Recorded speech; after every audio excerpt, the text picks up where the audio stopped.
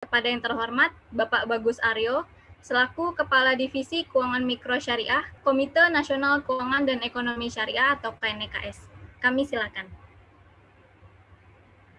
Terima kasih, moderator. Bismillahirrahmanirrahim. Assalamualaikum warahmatullahi wabarakatuh. Alhamdulillah, wa syukurillah, la haula wala quwwata illa billah, ma ba'du. Alhamdulillahirrahmanirrahim. Pada hari ini, pagi yang cerah ini, kita bisa bertemu kembali kepada acara SNBS. Tidak terasa sudah sesi yang ke-10. Semoga kita semua tetap istiqomah dalam menjalankan program-program kita. Sebelumnya sudah terima kasih kepada Timbuk telah bekerjasama selama ini dengan KNEKS dalam menghadirkan program SNBS ini. Terima kasih kepada Pak Aslian dan juga jajaran dari Timbuk semuanya. Kemudian tidak lupa ucapkan juga salam saya kepada narasumber, kepada Mas Ali Fakti dari BI yang nanti akan memberikan kurang lebih paparan secara lebih komprehensif terkait dengan modelnya. Kemudian ada Pak Adi Suryadi dari BMT Itkon dan juga Inkopsa BMT. Kemudian ada Pak Ruri Febrianto dari PBNT Sentura. Saya yakin bahwa hari ini akan menjadi sangat menarik sekali perbincangan kita mengenai manajemen risiko ini. Secara umum saya akan memberikan keynote, tapi sebetulnya lebih kepada pemantik diskusi kita ke depannya. Kalau kita lihat secara risiko ini ada dua hal ya. Secara umum, pertama ada systemic risk. Jadi risiko yang banyak terjadi karena faktor-faktor eksternal di luar kita seperti ekonomi, politik, bahkan saat ini kita sedang mengalami pandemi. Nah, ini semua tidak dapat dihindarkan. Hal yang harus kita hadapi. Yang kedua adalah specific risk atau yang menjadi risiko spesifik pada lembaga, pada BMT itu sendiri. Jadi kita menghadapi dua hal secara umum yang bersifat eksternal dan internal pada lembaga BMT atau KSPPS ini.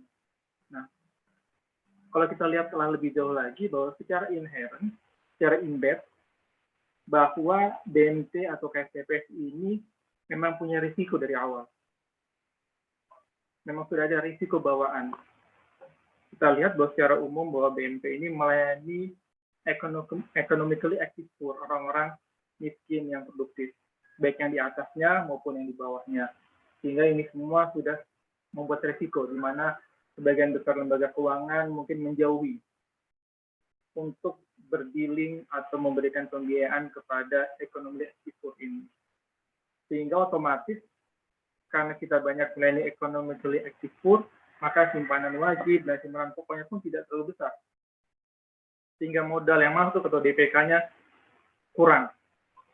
Otomatis ada usaha-usaha dari pihak pengurus dan pengelola untuk mencari pembiayaan lain, baik itu melalui APEX, ataupun melalui LPDB, atau perbankan syariah, dan sebagainya. Nah, ini semua kemudian menambah daftar yang cukup panjang dari risiko yang dihadapi. Di samping itu juga kita yakin di setiap BMT dan KSPPS dari rekan-rekan semua yang hadir di sini mempunyai semacam aturannya dari appetite ya. Risk appetite ini seberapa jauh atau aturan yang digunakan oleh tiap-tiap BMT untuk menghadapi risiko yang ada. Saya analogikan kalau kita naik kita di jalan raya. Ada tulisan aturan 60 km per jam. Nah, itu adalah aturan. Ada risk appetite yang boleh dijalankan di jalan tersebut oleh polisi hanya 60 km per jam. Tapi kemudian ada risk tolerance. Toleransi terhadap risiko. Nah, seberapa jauh kemudian BMT atau KSPP bisa lebih tinggi dari aturan atau lebih rendah.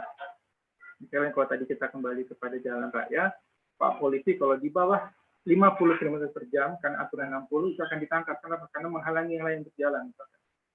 Ataupun kalau lebih cepat dari 60, maksimal 70 km per jam. Lebih dari 70, maka akan ditangkap. Nah, hal ini akan bermain dalam setiap BMT. Alhamdulillah pada hari ini kita ada Pak Adi, kemudian ada Pak Ruri, kemudian nanti ada Pak Ali Sakti, yang bisa kemudian memberikan gambaran. Dan kita bisa banyak belajar dari mereka bagaimana kita dapat mengelola risiko ini.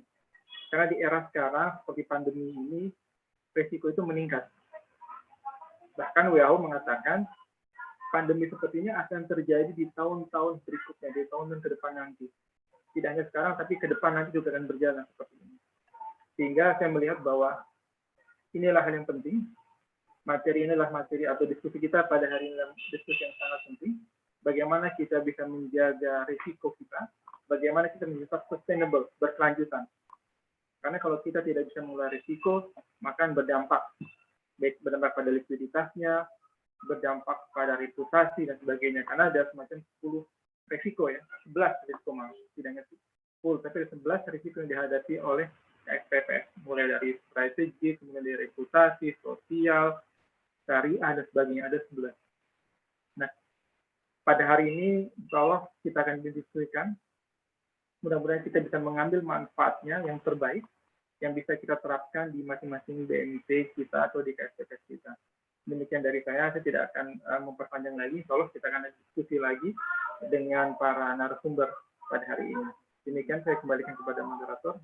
Demikian dari saya. Assalamualaikum warahmatullahi wabarakatuh.